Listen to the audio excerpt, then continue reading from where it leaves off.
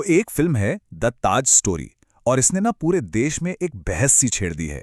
पर सवाल सिर्फ ये नहीं है कि कहानी अच्छी है या बुरी। असली सवाल कुछ और है। सवाल ये है कि जो हम पर्दे पर देख रहे हैं वो सिर्फ कला है या फिर हमारी सोच को बदलने के लिए तैयार किया गया एक सोचा समझा एजेंडा।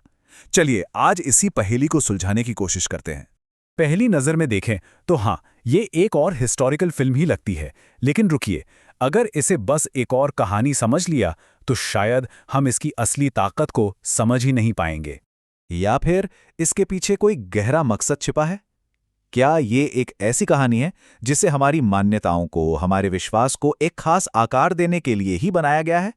आज हम इसी सवाल की तह तक जाने वाले हैं। तो चलिए इस कहानी को कटघरे में खड़ा करते हैं, एक एक करके इसका विश्लेषण करते हैं, ये समझने के लिए कि पर्दे के पीछे आखिर चल क्या रहा है। सबसे पहले एक बात बिल्कुल साफ कर लेते हैं, ये फिल्म क्या नहीं है।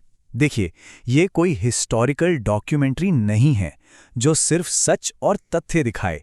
ये एक मॉडर्न ड्रामा है, एक ऐसा ड्रामा जो अपनी कहानी कहने के लिए इतिहास के सबसे बड़े सिंबल ताजमहल का इस्तेमाल करता है। और बस यहीं से कला और एजेंडा के बीच की जो लाइन है ना, वो धुंधली होनी शुरू हो जाती है। अब इससे पहले कि हम सबूतों पर नजर डालें, एक बहुत जरूरी शब्द को समझना होगा, प्रोपेगेंडा। आखिर ये होता क्या है? देखिए, आसान भाषा में कहें तो प्रोपेगेंडा का मतलब है किसी की सोच को एक खास दिशा में मोड़ने के लिए इमोशनल, एक तरफा या आधी अधूरी जानकारी का इस्तेमाल करना। मतलब ये दिमाग से ज्यादा दिल पर असर करता है ताकि लोग तर्क से नहीं बल्कि भावना से सोचने लगें। और ऐसा करने के कुछ जाने पहचाने तरीके हैं। इसे हम प्रोपेगेंडा की प्लेबुक भी कह सकते हैं। इसमें बड़े बड़े सिंबल्स का इस्तेमाल करना, लोगों के इमोशंस खेलना, कहानी का सिर्फ एक पहलू दिखाना और सच और झूठ के बीच की लकीर को मिटा देना शामिल है। ठीक है, तो अब हमारे पास वो प्लेबुक है।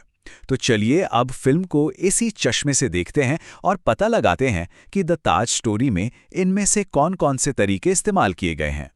हमारा पहला संकेत, एक प्रतीक यानी एक सिंबल का गलत इस्तेमाल।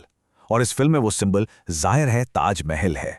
देखिए, ताजमहल सिर्फ एक खूबसूरत इमारत तो है नहीं, वो हमारे इतिहास, प्यार और हमारी पहचान का प्रतीक है।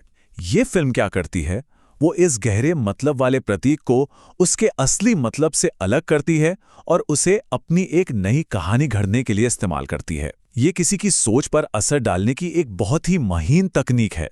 अब आते हैं दूसरे संकेत पर, इमोशनल मैनिपुलेशन यानी भावनात्मक हेरफेर। सवाल यह है कि क्या फिल्म हमारा दिल छूने की कोशिश कर रही है या हमारे दिमाग से खेल रही है।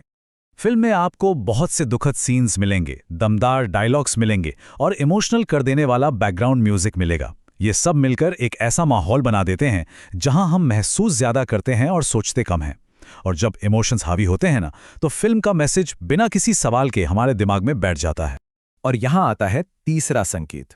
ये प्रोपेगेंडा का एक क्लासिक साइन है, कहानी का सिर्फ एक पहलू दिखाना।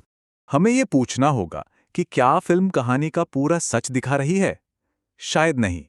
ये एक पक्ष को हीरो की तरह दिखाती है, जबकि दूसरे पक्ष को पूरी तरह से नजरअंदाज कर देती है। ये बिल्कुल वैसा ही है जैसे कोई हमें सिक्के का सिर्फ एक पहलू दिखाए और कहे कि यही पूरी सच्चाई है। और अब चौथा संकेत, जो शायद सबसे असरदार है, सच और कल्पना के बीच की रेखा को पूरी तरह से मिटा देना। इस फिल्म की सबसे खतरनाक बात पता है क्या है?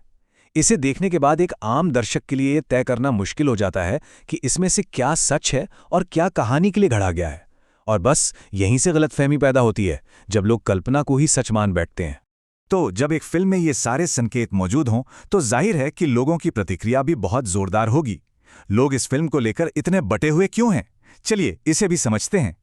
इसके पीछे 3 बड़ी वजहें हैं। पहली, लोग थिएटर में इतिहास देखने गए थे, लेकिन उन्हें मिली एक मॉडर्न कहानी। दूसरा, ताजमहल का विषय बहुत नाजुक है, ये हमारी पहचान और हमारी भावनाओं से जुड़ा हुआ है। और तीसरा, ये फिल्म बहुत जोर शोर से एक मजबूत मैसेज देने की कोशिश करती है, और जब ऐसा होता है तो अक्सर लोग उसे प्रोपेगेंडा का नाम दे देते हैं। तो इन सब विश्लेषणों के बाद हम किस नतीजे पर पहुंचते हैं? क्या है अंतिम फैसला? ये फिल्म सच है, झूठ है, या इन दोनों के बीच की कोई चीज है? देखिए, हमारे सामने 3 संभावनाएं हैं। पहली ये कि ये शुद्ध प्रोपेगेंडा है जिसका मकसद सिर्फ सोच को बदलना है, दूसरी कि ये बस एक क्रिएटिव कहानी है, और तीसरी जो सबसे ज्यादा मुमकिन लगती है कि ये इन दोनों का एक मिक्सचर है, एक कहानी जिसे एक बहुत मजबूत मैसेज के साथ कहा गया है। तो अंतिम फैसला ये है, द ताज स्टोरी को 100% प्रोपेगेंडा कहना शायद सही नहीं होगा, लेकिन ये भी सच है कि ये सिर्फ एक कहानी नहीं है, ये एक शक्तिशाली नैरेटिव है जो दर्शकों की सोच को एक खास दिशा में ले जाने की पूरी कोशिश करता है। तो अंत में सबसे जरूरी बात क्या है? यही कि सच देखने के लिए सिर्फ स्क्रीन पर मत देखिए, अपने दिमाग से देखिए। फिल्म को फिल्म की तरह देखिए, लेकिन सच को अपनी समझ से परखिए, क्योंकि असली सच स्क्रीन पर नहीं, हमारी अपनी क्रिटिकल सोच में होता है। याद रखिए, अपनी सोच से देखिए,